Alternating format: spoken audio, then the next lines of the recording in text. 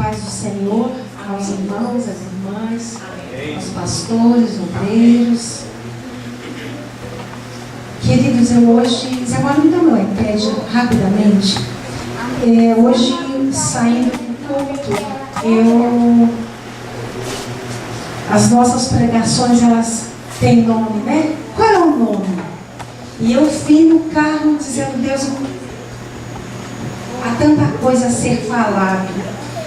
E eu escrevi algo, e por isso eu peguei o iPad rapidamente para poder dizer para vocês o que eu escrevi. Eu escrevi assim: missões. Qual é o meu chamado? Onde está o meu chamado? E como realizar o meu chamado? Qual, onde e como? Que são perguntas que eu considero muito significativas na vida de qualquer um de nós. A Maria me perguntou, ainda há pouco assim, Beusa, você é missionária? Eu falei assim, não, Maria, eu sou serva. Glória a Deus. Eu sou serva. E quando eu penso na questão de ser missionária, eu estou no campo missionário? Não, eu não estou no campo missionário.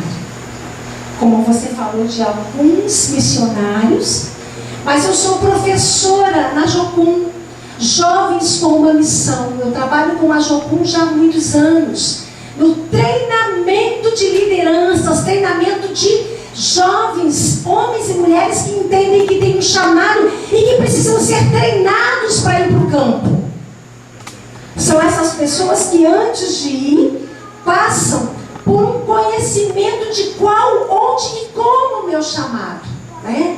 O pastor, quando orou, ele disse, às vezes nós queremos ir para a África, às vezes nós queremos ir para a Turquia, às vezes nós queremos ir para a China, para o Japão, queremos ir para tantos lugares que nós sabemos que carecem da ministração, do testemunho de quem é Jesus. Mas ao mesmo tempo, às vezes, temos pessoas que nós amamos, pessoas que nós conhecemos, pessoas que nós não conhecemos, mas estão ali perto de nós e que precisam de que nós entendamos que para sermos missionários, isso não significa dizer que eu estou indo para fora do meu arraial.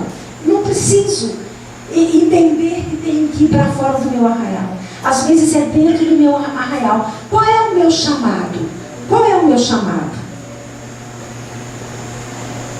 Onde esse chamado pode ser realizado e como esse chamado pode acontecer? Onde, como e quando? E isso passa, queridos, por uma compreensão que recentemente, ministrando um café da tarde de mulheres, o Senhor me falou em Esther 4. E no livro de Esther, num momento muito crítico, quando Mardoqueu soube que todo o povo judeu, por obra e arquitetura de Ramã, seria destruído, seria morto, ele se volta para sua sobrinha Esther, tenta falar com a Esther, Esther não quer, Esther foge, ela diz, mas quem sou eu para chegar ao rei e clamar misericórdia para aquele povo? E Mardoqueu, no capítulo 4, versículo 12, a Bíblia nos diz assim: e fizeram saber a Mardoqueu as palavras de Esther. A Esther se recusando estar na presença, pedir para estar na presença do rei, e ir à presença do rei. Então disse Mardoqueu que tornassem a Esther e dissessem a ela: não imagines em teu ânimo que escaparás na casa do rei mais do que os outros judeus. Porque se de todo te calares neste tempo, foi uma das perguntas que eu fiz, onde, como e quando o meu chamado. Porque se de todo te calares neste tempo, socorro e livramento, doutra parte virá para os judeus. Mas tu e a tua casa de teu pai perecereis. E quem sabe se para tal tempo como este chegaste a este reino. Eu quero essa parte do versículo. E quem sabe se para tal tempo como este chegaste a este reino. Queridos, nós vivemos num país gigantesco em termos de proporções geográficas. Podem sentar, me perdoem. Eu comecei a falar, os irmãos em pé, me perdoem, por favor. E um país que tem características muito diferentes de cada região.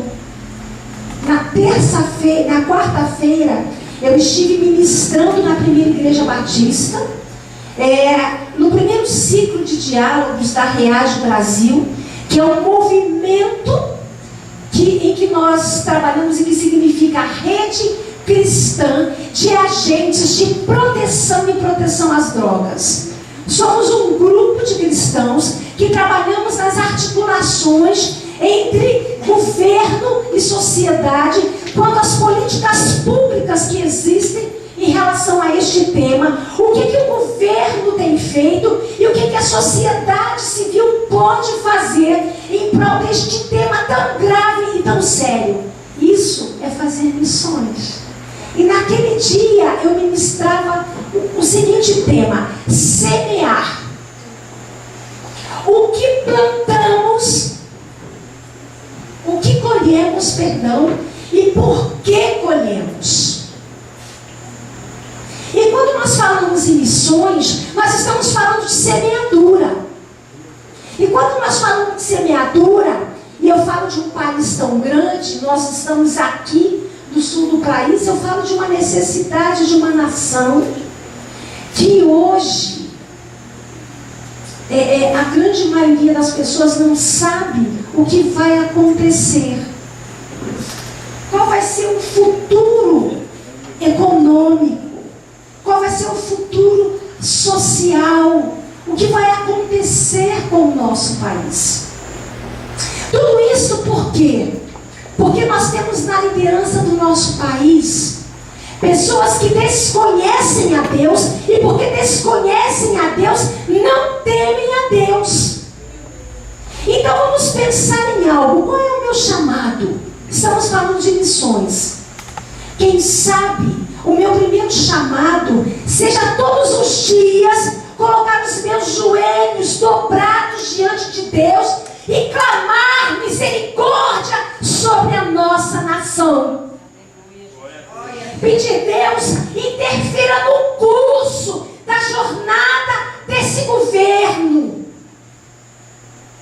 Que tudo aquilo que destoa da tua palavra, que tudo aquilo que está no coração dos nossos governantes e que não procede do teu trono, Deus, cancela na autoridade do nome de Jesus. Espírito Santo, visita a nossa presidente. Espírito Santo, visita o nosso vice-presidente. Espírito Santo, toca em cada legislador, em cada deputado, em cada senador, em cada assessor parlamentar. Levante cristãos tementes a Deus para fazer missões na política do nosso país. A Igreja Assembleia de Deus, eu tenho um carinho muito grande. Eu sou batista da primeira Igreja Batista de Curitiba, é ali que eu congrego. Mas eu tenho uma afinidade muito grande com algumas pessoas que eu sei que vocês conhecem bastante. Eu sou companheira de caminhada da vereadora Carla Pimentel, neta do pastor Pimentel. Caminhamos juntas. Sabe por quê? Porque o pastor preparou a sua neta de uma maneira tremenda para fazer missões transculturais. A sua neta, a vereadora Carla Pimentel, já esteve em vários países do mundo fazendo missões. E aí vocês vão entender o que eu quero dizer. De repente o Espírito Santo a toma, a chama e diz assim: minha filha, tem um lugar onde eu quero que você faça missões.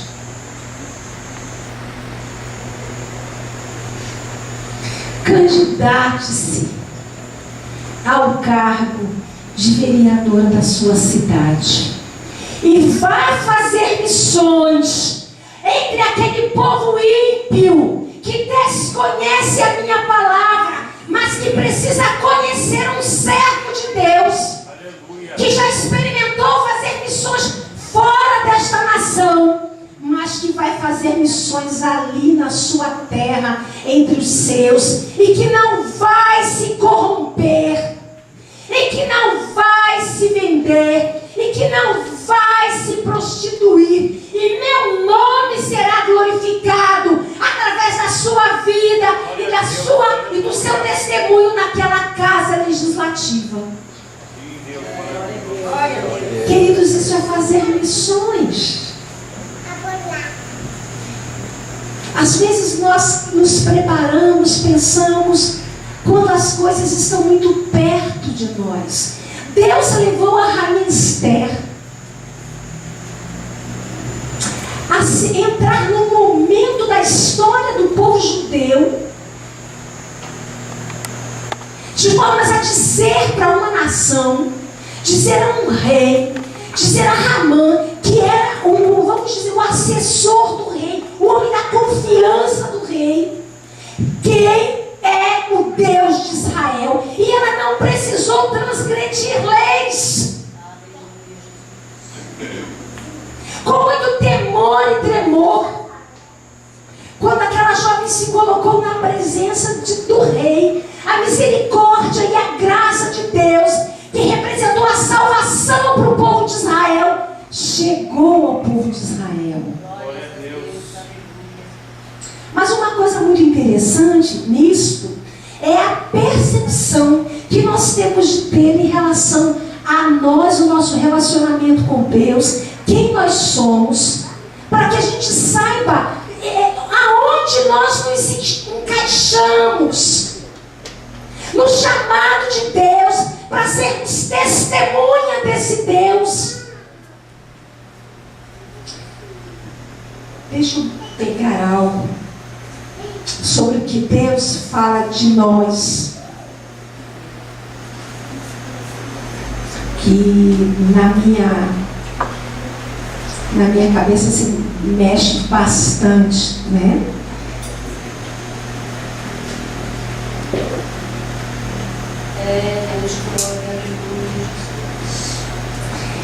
A Bíblia diz o seguinte, a seu respeito e a meu respeito, em 1 Pedro 2:9, a Bíblia diz o seguinte: você, Maria, você, deusa, você, Carol, você, João está lá, mas cada um de nós coloque o seu nome.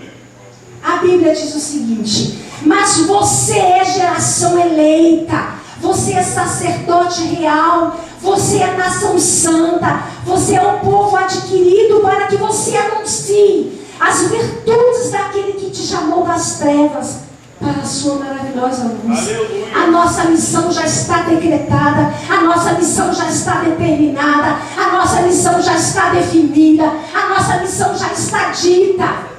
Glória a Deus, aleluia. Seja aonde for. De que forma Deus pode usar os seus dons e os seus talentos? A Maria, quando falava a respeito da miséria e falava da necessidade daquelas pessoas que estão ali no Paraguai, Maria, eu não sei o que é pior. Se pessoas que conhecem a Jesus, conhecem? conhecem. Pessoas que conhecem a Jesus, mas que experimentam a miséria da falta do dinheiro, né? Experimenta a miséria da falta de dinheiro, a escassez da comida, a escassez de suprimentos de necessidades básicas, mas conhece o Senhor Jesus.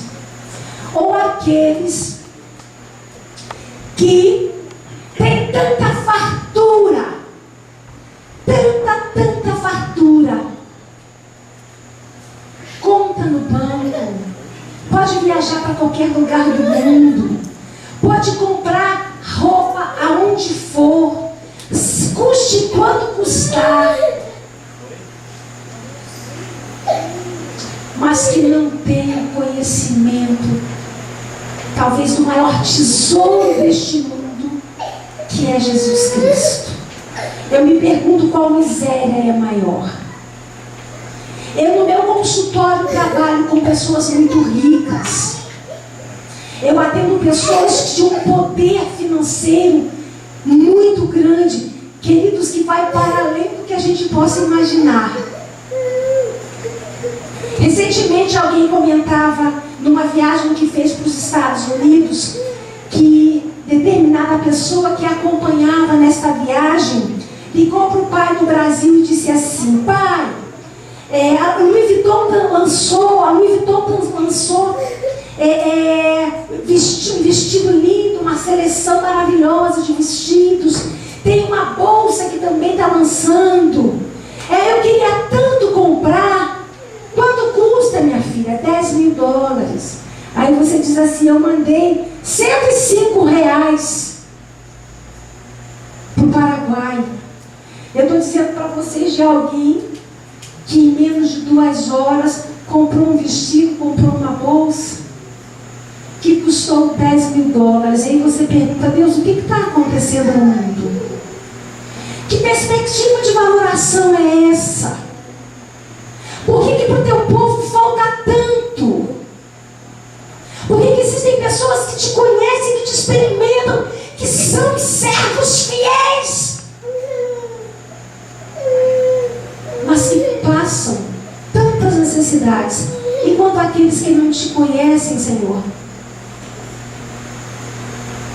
têm tanto? Eu vou dizer uma coisa para vocês. Qual é a miséria maior?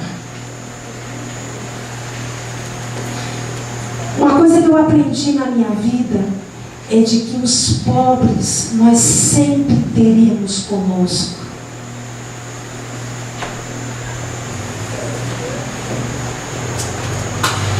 E quando eu vejo pessoas que passam muitas necessidades, mas essas pessoas aprenderam a depender nas suas vidas da misericórdia de Jesus. Glória a Deus.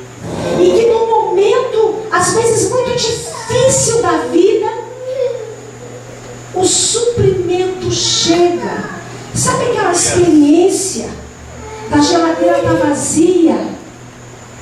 Um grande amigo nosso, um casal que por sinal é da Assembleia de Deus, companheiros de oração nossa por muitos anos.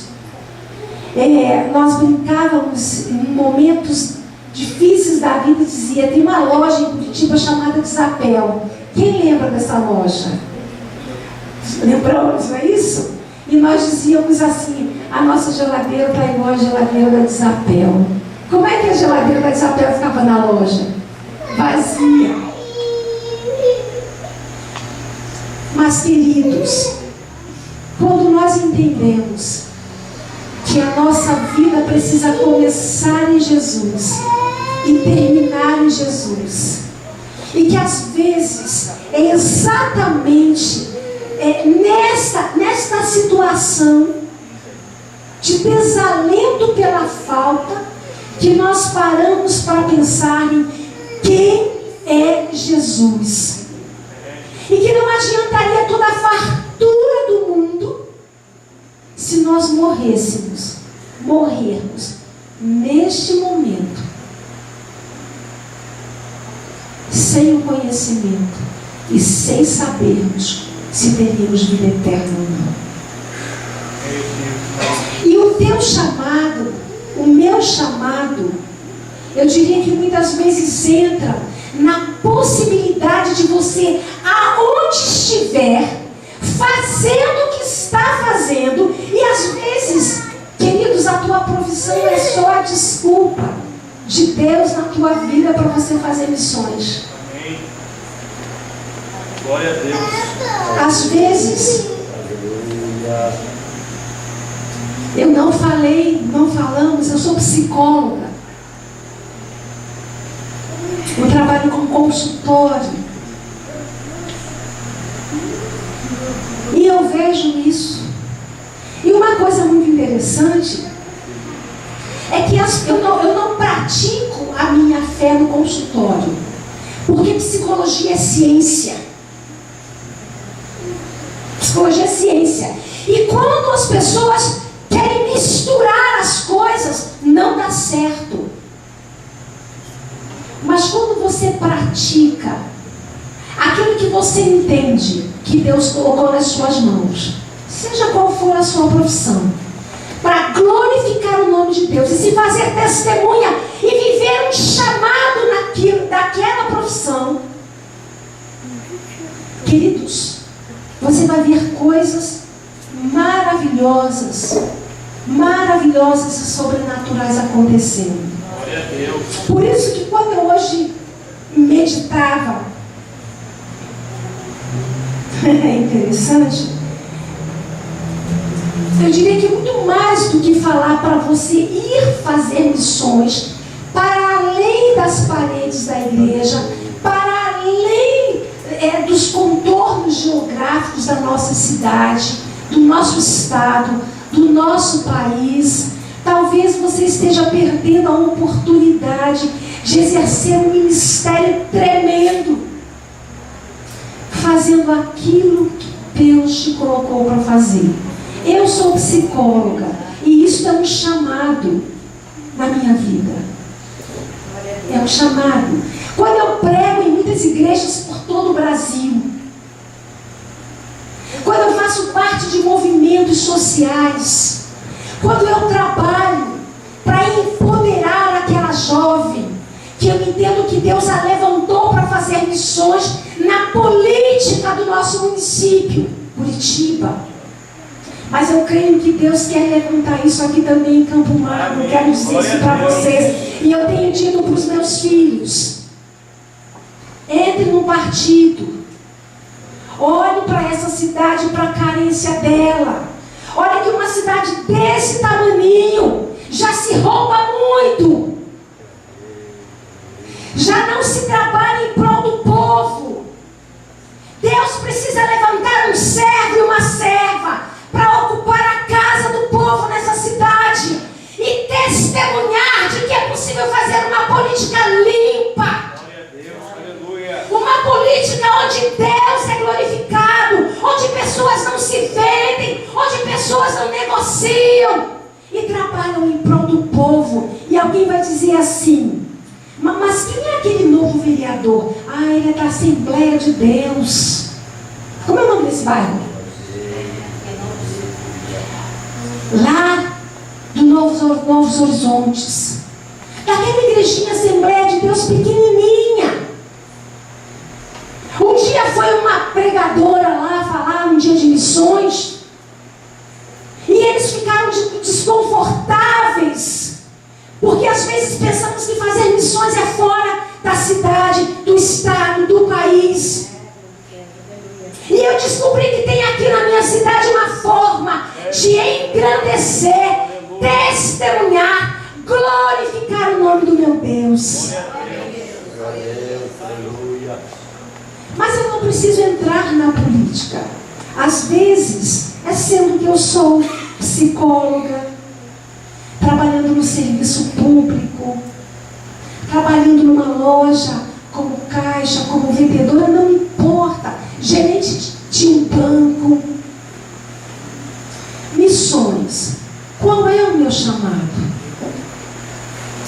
O meu primeiro chamado, queridos, é ser para as pessoas alguém que tem tanta presença de Deus. Deus maravilhoso, aleluia. E que esta presença transborda. Glória a Deus. E quando transborda na minha vida, imagine, o meu esposo me trouxe esse copo de água. Eu vou colocar esse copo aqui e nós vamos pensar nele. Eu vou andar um pouquinho. E aí nós vamos trazer uma mangueira. Tá? O nome dessa mangueira aqui para nós, metaforicamente falando, é o Espírito Santo. Aleluia. E esse copo é um de nós, ou somos todos nós. E o Espírito Santo se transborda. Ele Aleluia. vem sobre as nossas vidas. Glória a Deus. E aí o copo chega aqui, está no topo, está cheio. Mas o Espírito Santo não para. E a água do Espírito Santo, os dons do Espírito Santo, o toque sobrenatural do Espírito Santo continua. E quando continua, transborda. E não transborda só para o reteté da igreja, não. Transborda para que esse transbordar derrame. E aí eu quero que vocês imaginem o que estaria acontecendo se a água tivesse caído, já encheu o copo, mas continua caindo e cai sobre o púlpito, cai sobre o tapete, vai sobre o chão e o Espírito Santo não para. Sim, Jesus. Aleluia. E continua. Glória ao teu nome, Jesus. E quando continua o teu pé que está encostado no chão, Aleluia. recebe essa água encostando em você. E você, por causa disso, está recebendo o toque do Espírito Santo que vem através desse vaso. Glória a Deus. Aleluia. E esse vaso é você, sou eu. Sim, Jesus. E todas as pessoas que convivem contigo, convivem comigo, quando conviver no dia a dia, Sim, papai. Aleluia. vai dizer assim: o que tem você? O que tem? Você é uma psicóloga, mas você não é igual às psicólogas que tem por aí, nos consultórios que estão saindo da faculdade. Como é que você trabalha essa coisa de ser crente e ser psicóloga? Você é psicóloga cristã? Eu sou psicóloga, psicologia é ciência. Cristã sou eu, é a minha fé. E como é que fica isso? E aí eu sempre digo, porque eu recebo muita gente que me procura, que está se formando, que está estudando, para saber como é que pode exercer na prática clínica o chamado de fé. Eu digo, não misture as coisas. Não misture, porque não é ético. Agora, eu entendo que é uma coisa, outra coisa é outra coisa. A psicologia é a minha profissão, pense qual é a tua profissão. A sua fé é aquilo que você vive de uma maneira concreta, a sua atuação na sociedade. Então, eu digo, é tudo junto, mas separado. E aí eu seguido disso eu digo, é tudo junto e misturado. Eu trabalho muito com imagens, muito com imagens. Então eu pego um papel, eu faço vários riscos, e aí eu coloco a cor verde, a cor vermelha, em cada um desses riscos que eu fiz. Então, como se eu fizesse uma caixa de lápis de cor, né? Eu digo, então, olha, tá tudo junto, tudo encostadinho e separado. Mas, quando nós vivemos esse transbordar a que eu me referi agora, eu pego um outro papel, Eu pego todas aquelas cores que eu usei naqueles riscos, como que representando uma caixa de lápis de cor, e eu vou riscando todas as cores, desordenadamente. E aí eu digo, tá vendo? É tudo junto e separado. Mas ao mesmo tempo, é tudo junto e misturado. Porque essa é a forma sobrenatural. É você estar na dependência e na graça de Deus. E quando você está diante de alguém, você está exercendo a sua prática profissional. Mas aí você olha para aquela pessoa e lá no seu interno você diz: Espírito Santo, há profundo da alma humana que a ciência não toca. Aleluia. Há um profundo da alma humana que todo estudo que a academia pode proporcionar não alcança. Mas eu sei e eu creio que o Senhor pode vir e no mais profundo da existência desta pessoa e fazer um reboliço tão grande para que tudo entre em conformidade com a tua criação e a saúde emocional e a saúde mental seja restaurada. Queridos, nós podemos fazer isso todo o tempo. Como é que você pode fazer missões no teu trabalho, com as pessoas que você convive?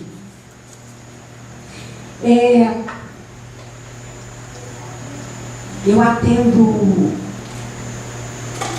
muita gente com diversos tipos de situações, e eu me lembro que uma época eu atendi uma jovem lésbica, e essa moça veio, não sabia da minha fé, casada com uma outra moça,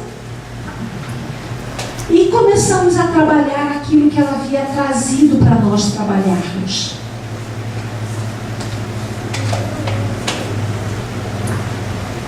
E eu trabalho com os meus pacientes com muita tranquilidade. E um dia ela disse: doutora, eu tenho uma curiosidade muito grande. Eu digo: qual é a sua curiosidade? O que a senhora acha da minha escolha de vida? O que a senhora acha? Hoje nós vivemos um momento, queridos, em que esta questão ligada à homofobia está mais grave do que a gente imagina. E eu disse para ela assim: você quer o quê? Eu vou te dar alguns posicionamentos sobre os quais você vai refletir. Primeiro, eu não estou aqui para te julgar. Você me procurou como profissional, e como profissional eu estou aqui e posso lhe atender. Eu vou falar como pessoa, eu, cidadã. Eu me preocupo com o curso da história que a nossa juventude está vivendo, porque isto, ao longo do tempo, vai representar o caos na nossa sociedade. Mas agora eu quero falar com você de um outro ângulo, que é o ângulo da minha fé. E eu vou para Gênesis e vou dizer para você que homem e mulher os criou, macho e fêmea os criou. Existe uma regra básica de existência humana que tem a ver com homem e mulher. E quanto a isso, é inquestionável. Eu não posso concordar, a despeito do quanto eu lhe amo, mas eu sei que a partir dos princípios de fé que eu tenho, o que você está vivendo é contrário à natureza de Deus. Mas eu vou lhe respeitar e lhe amar. E quero que você olhe para mim e receba esse respeito. Eu não quero te modificar as suas escolhas. As pessoas são livres. Mas eu vou continuar lhe tratando do mesmo jeito. Mas eu me preocupo com isso que você e muitos, milhões de jovens na nossa sociedade hoje vivem. É muito interessante, porque ela não sabia que eu era cristã. E um dia ela me chamou para conversar sobre a irmã dela. E ela disse: doutora, eu quero falar uma coisa para você. Sabe que você tem razão quando você diz que se preocupa com essa juventude e os rumos e os caminhos que essa juventude está seguindo, e que isso de fato contraria aquilo que Deus definiu para o homem e para a mulher. E ela começou a me falar do que estava acontecendo com a irmã dela. Queridos, qual é a oportunidade que Deus está nos dando todos os dias? No meu consultório são as mais diversas, mas para isso, qual é o meu chamado? Como eu posso exercer o meu chamado? E onde exercer o meu chamado?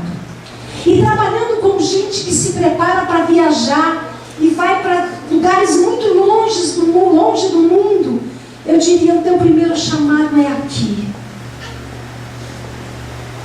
O teu primeiro chamado é onde Deus tem colocado você.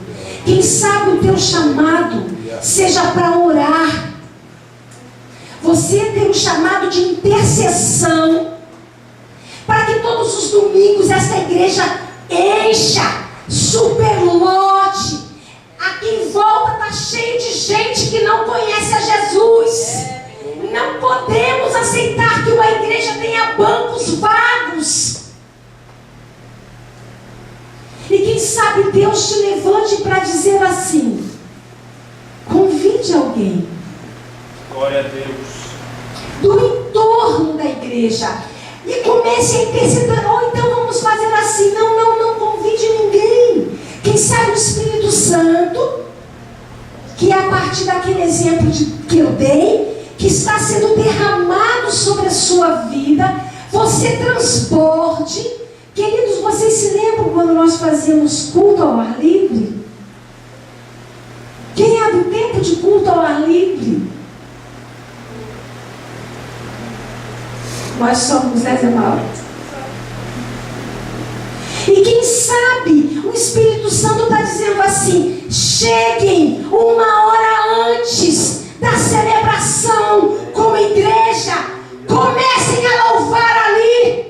Aleluia. Fora, a interceder por esse lugar, pelas pessoas.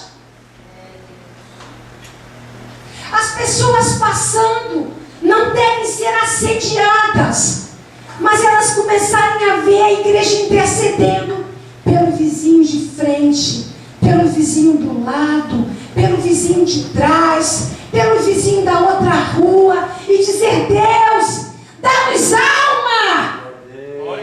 Deus, dá-nos alma.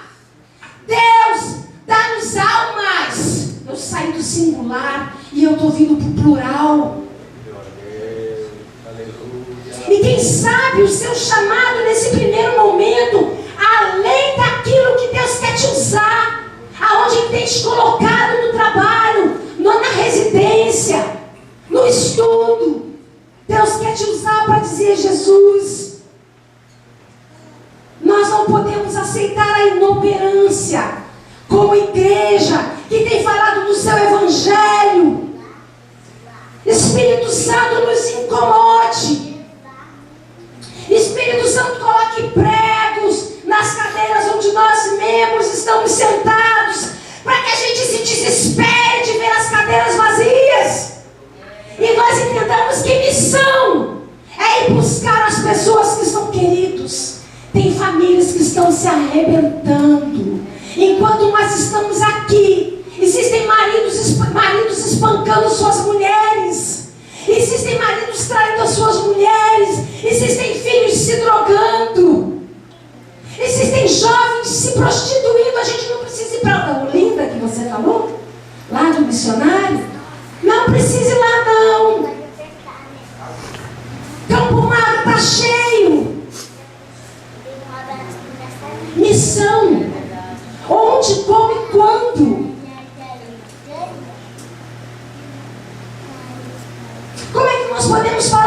são para além das fronteiras. Quando nós não temos experimentado nos desesperar na presença de Deus, pelos que estão em nosso entorno, ao nosso redor.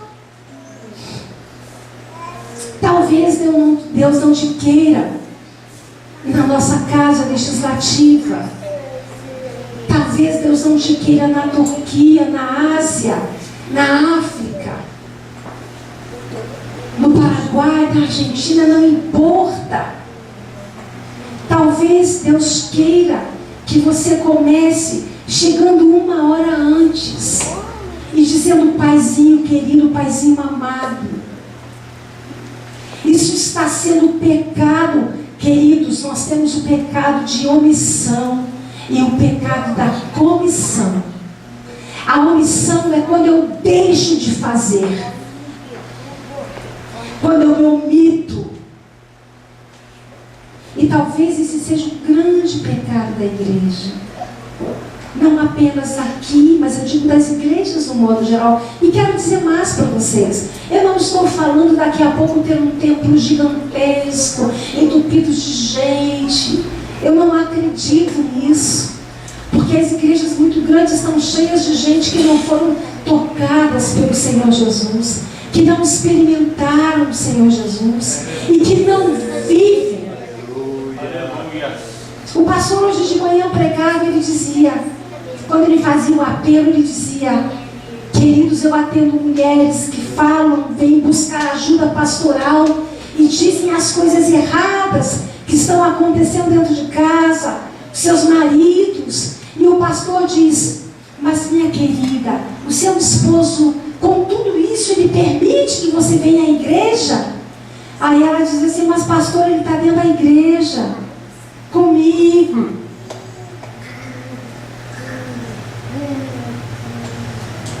Faz parte do ministério tal, todo mundo conhece. Como é que essa vida pode fazer diferença? Queridos, só tem sentido, e eu vou dizer porque eu sou pentecostal, tá? As experiências que a gente tem no mundo pentecostal, o nosso reteté gostoso, as palavras proféticas, o estar na presença de Deus, glorificar e tudo mais, se quando nós sairmos lá fora, a nossa vida glorifique e testemunhe esse Deus que nós experimentamos o transbordar aqui como igreja e como povo de Deus. E a gente entende o chamado, o primeiro chamado. Quem sabe esse primeiro chamado seja uma preparação de Deus para a sua vida e para a minha vida, como foi para Esther. E Mardoqueu disse: e quem sabe, se para tal tempo como este chegaste a este reino.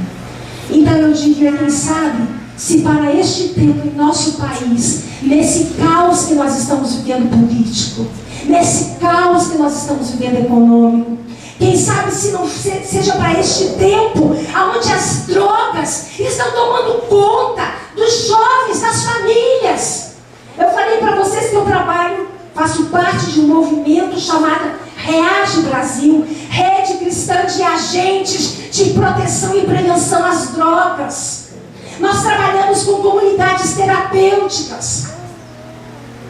Quem sabe não é para esse tempo de destruição de jovens que estão distorcendo o seu conceito de masculinidade e feminilidade, que Deus não trouxe você ao conhecimento de Jesus.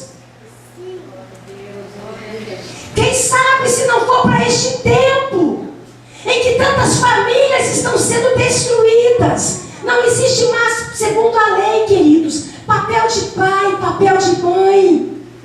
É homem com homem adotando filho, é mulher com mulher casando. Tivemos o casamento comunitário, o primeiro casamento comunitário no país, onde o número de homossexuais que casaram foi assustador. Esta porta se abriu nesse estado. Quem sabe não é para este tempo que Deus quer que você faça a missão, olhando para o que está acontecendo e dizer: Deus, eu não posso me conformar com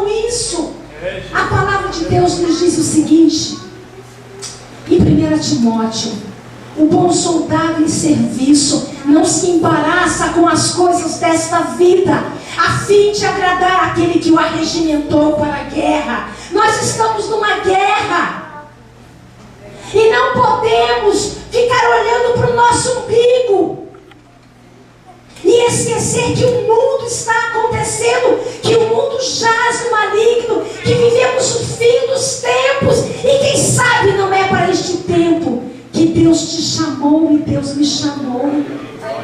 Glória a Deus, aleluia. E quem sabe, a partir do que está muito perto, seja orando, seja chegando cedo, seja intercedendo, seja começando o culto ao ar livre, seja fazendo um grupo de oração, seja folhetos da sociedade bíblica distribuindo, dizendo: se você quer conhecer a Jesus, venha conosco, Deus tem algo tremendo para a tua vida. E as pessoas começarem a chegar, e vocês fazerem missão amando essas pessoas, não discriminando essas pessoas, discipulando essas pessoas, caminhando com elas, porque discípulos, queridos, se faz. Eu dizia para um paciente meu na sexta-feira, eu dizia: querido, eu sou fruto de discipulado. Uma pessoa um dia começou a orar pela minha vida, Maria. E eu quero dizer para vocês que eu já era crente, que eu estava na igreja.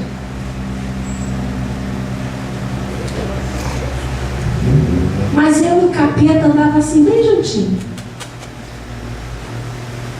Porque eu me lembro que naquela época, a despeito de estar há tantos anos na igreja, eu não conhecia a palavra de Deus. Por sinal, a minha Bíblia é aquela Bíblia que você, sabe aqueles crentes que vão, pega e de repente está tudo colado, e está no meio do culto e você vê: nossa, essa Bíblia é nova, esse irmão está há tantos anos na igreja. Isso significa que não usa, não estuda. Hoje, quando eu procurava esse versículo específico de Esther, minha Bíblia estava no carro e eu fui pegar essa minha Bíblia de estudo pentecostal. E eu abri e nesta Bíblia aqui, eu me lembro que eu fiz estudos profundos no livro de Esther. E eu estava, meu esposo e meu filho, eu disse: Deus é tremendo, Deus é tremendo. É Deus maravilhoso. Aleluia. Queridos, quem sabe Deus não quer usar a sua vida para orar pela vida de alguém, como Deus usou a vida da Maria José para orar por mim. E hoje, quando ela sabe que eu prego em todo o Brasil, hoje, quando ela sabe que eu trabalho com pastores, como esposa de pastores, que eu treino lideranças, que eu trabalho com jovens com uma missão, e que eu tenho feito na minha vida um chamado, um ministério, eu acredito que ela pense: Deus, obrigada, porque não foi em vão. Quando o Senhor me mostrou a vida da Deus, e disse: invista nela. Quem sabe Deus quer que você discipule alguém, porque esse alguém é alguém que Deus está preparando para algo muito maior. Mas que se não tiver cuidado, se não for pastoreado, se não for discipulado, se não for ensinado nas Escrituras, às vezes pensamos que fazer missões é algo tão grande que não somos nós que temos que fazer. E eu hoje vim para dizer, queridos, todos os dias, Deus tem uma missão para a sua vida e para a minha vida. No seu trabalho, na sua vizinhança, na fila do banco, na chegada da igreja. Não importa qual é o teu chamado, qual, onde e como. Desespere-se. Se você vive a sua fé em apatia, se você desespere-se, se você tem sido omisso, tem vivido uma fé egoísta, você vem para a igreja, você lê a Bíblia, você ora por você e pela sua família e acabou.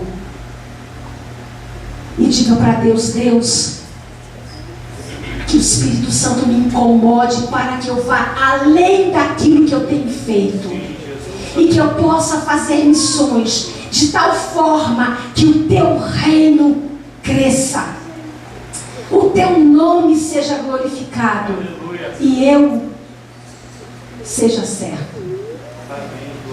Então, o meu desejo, queridos, é de uma forma muito simples, exatamente dizer isso. Todo tempo, em todo lugar, em toda hora, tempo e fora do tempo, nós podemos fazer missões, fazer diferença, glorificar o nome de Deus, ser testemunha fiel de pessoas que conhecem a Deus e a palavra.